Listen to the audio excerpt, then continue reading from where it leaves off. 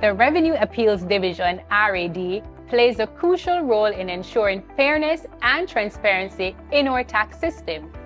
Whether you are an individual taxpayer or a business owner navigating tax obligations, the RAD is mandated to hear and conclude your appeals. Do you know the process for creating an appeal? Hi, I'm Shaquille Rochester Shorter and welcome to Finance Matters. Joining us today is Dr. Deloree Staple Chambers, Commissioner at the Revenue Appeals Division. Remember to like, share, and subscribe to our YouTube channel. Follow the Ministry of Finance on Facebook, Instagram, X, LinkedIn, TikTok, and now Threads to see all the episodes and highlights.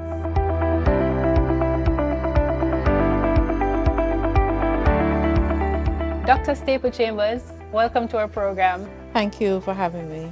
So first, before we get into this conversation, please tell us about the role of the Revenue Appeals Division. Okay, the Revenue Appeals Division, RAD, is mandated by the Revenue Appeals Division Act to adjudicate disputes that may arise from time to time between taxpayers and the revenue commissioners. Now, the revenue commissioners are the Commissioner General for Tax Administration Jamaica, the Commissioner for the Jamaica Customs Agency, and the Commissioner of Valuation at the National Land Agency. And those three commissioners and their departments cover the gamut of taxes that we have jurisdiction to assist with the resolution of disputes. So pretty much we at the Revenue Appeals Division has the jurisdiction to settle disputes that arise at the second tier in a three-tier mechanism that the government of Jamaica has provided for the resolution of tax disputes. The tier one is handled within the tax departments themselves, and where a taxpayer that is aggrieved with a decision coming out of that resolution mechanism, they have the option to appeal externally to an independent body, that's us, and going through an appeal process with us. If they are still dissatisfied, then they can now progress to the court. So you've just listed the steps for an appeal. So just to be clear, the first step is in-house at the revenue agent, and then to RAD if they're not satisfied with the outcome of that. Correct. Okay. So, Commissioner, what are the main types of cases that you would receive at the Revenue Appeals Division? Right. So a taxpayer who has a grievance with a decision of any of the three revenue commissioners named can appeal to the revenue appeal decision once they are dissatisfied with a decision coming out of what we call an objection process. Okay. So that would include income tax, general consumption tax, taxes that relate to property, decisions that relate to the assessment of customs duties, and other decisions of the commissioners that concern a tax liability of a taxpayer. So it may not necessarily have to do with the collection of tax per se, but a decision of any of these commissioners that give rise to a tax liability that would fall within our jurisdiction. All right, so I understand that the Revenue Appeals Division is the second step, but where exactly do we go to make an appeal? We provide three options. One, we have a web portal which is housed on the Ministry of Finance website. That allows persons to file online and to upload the relevant documentation that are required to be in support of that appeal. Outside of that, persons could complete the Revenue Appeals form, the RAO1 form, which is a gazetted form.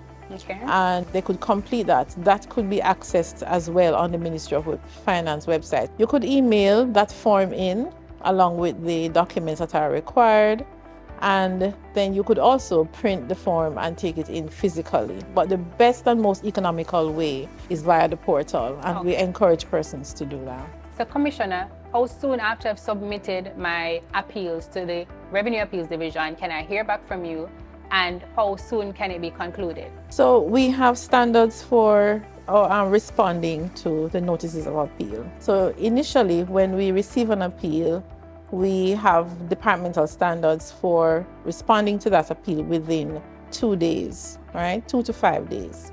We guarantee that the matter will be heard in 90 days. Okay. All right. We do not guarantee how long it will take to conclude the matter because it depends on the issues. It depends as well on the commitment of the parties to have the matter addressed. And so what we try to do is to manage judiciously the hearing process and to hold the parties accountable for providing information and being engaged in the process so that we can resolve the matter in as short as possible time. What we recognize at the RAD is that persons, their greatest growth with an appeal process, or with our appeal process based on feedback that we have received from time to time, is that people are concerned with how long an appeal takes sometimes. And so that is something that we continue to manage, because that is the value proposition that we bring to the table, that we are more efficient than going to the court. And so that is something that we continue to work on in ensuring that we bring efficiency to the dispute resolution process so that people can get on with their lives. Yes, but what I'm hearing, you're saying that people have to be accessible.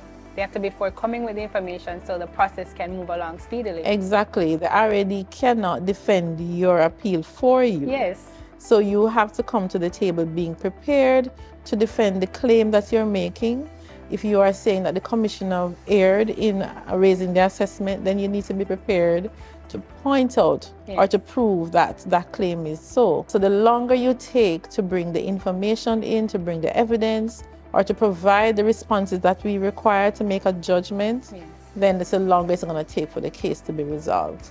And we also have to ensure the taxpayers' right by ensuring that the commissioners as well, the revenue commissioners, that they also are judicious with their obligation in the process. So that is our role in the middle to mitigate against the loss in time, people dragging their feet so that the matter can be resolved. So just for the common person out there, if I have a dispute with customs, for example, I can take that issue to the revenue appeals.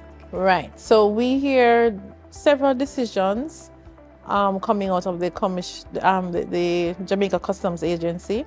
We deal with valuation disputes. So say, for instance, someone imported an item and the customs reject the declared value and assess their own value of the item, and the person is not satisfied.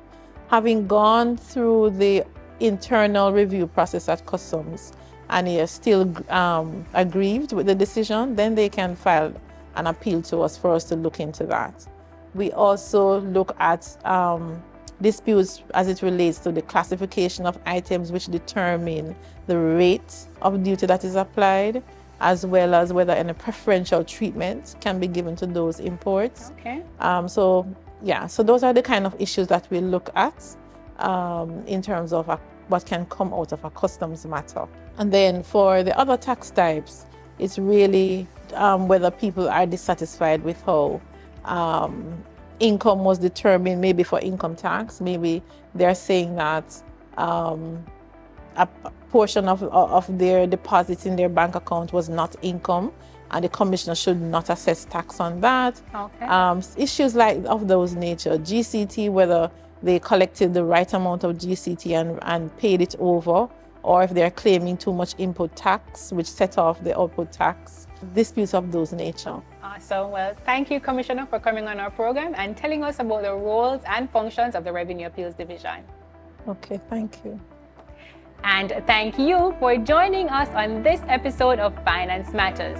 Remember to follow us on social media at MOF Jamaica and tune in next week as we continue to demystify the economic and fiscal policies and initiatives implemented by the government to empower Jamaicans as we chart a path to Jamaica's economic prosperity.